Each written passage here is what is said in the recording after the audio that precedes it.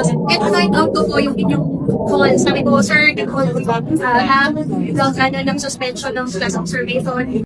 Classroom observation hindi dapat gamitin para sa performance rating ng mga teachers. Si Antonio Tino po ito ng ACT Teachers Party List. Ako naman po si Teacher Rubes, ang tagapangulo ng Alliance of Concerned Teachers. Kanina po ay ginamit natin ng pagkakataon para magkaroon ng masinsinang usapan with DepEd Yusek Fatima Panuntongan, ang Chief of Staff ni Secretary Angara, tungkol sa urgent concern kaugnay sa classroom observation. At ito po ang mga naging kaisahan. Una at pinakamahalaga, nilinaw po na hindi dapat gamitin ang classroom observation bilang batayan ng performance rating ng mga teachers.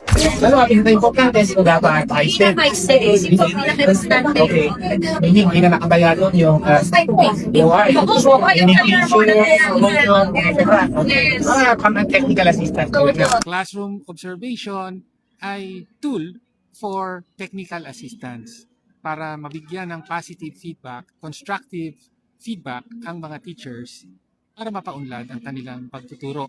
Kaya nakaisa po na hindi dapat ito gamitin para bigyan ng performance rating na gagamitin sa PBB o sa promotion o ano paman. Dahil ito po ang pinakaugat ng matinding stress, anxiety at pressure na nararamdaman ng bawat teacher.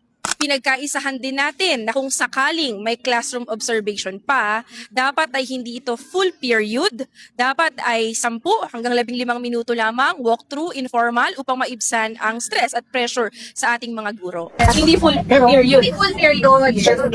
So, 5 to 10 minutes na walkthrough.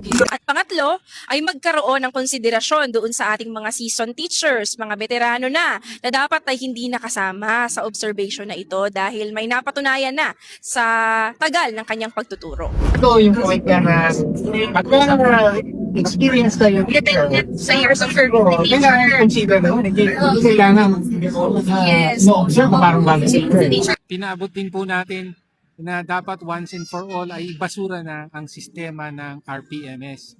Dahil mula nang ma-introduce ito sa Department of Education, ito na talaga yung naging ugat nung sobra-sobrang naging pahirap ng performance evaluation system ng DepEd sa mga guro.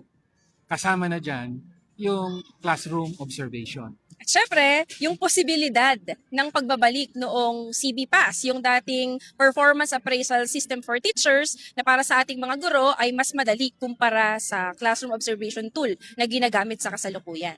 So, napalapit natin. Opo, nakakarating ko talaga, sir, kasi kagabi kausap ko si Secretary, umaga kausap ko niya, tungkol dito sa class observations, and find out ko po yung inyong call. Sabi ko, sir, the call have ng suspension ng class observation. Sabi ko yung pwede natin gawing reforma talaga sa kasi sila makakarating, magkakaroon ko ng resulta mo. Yes!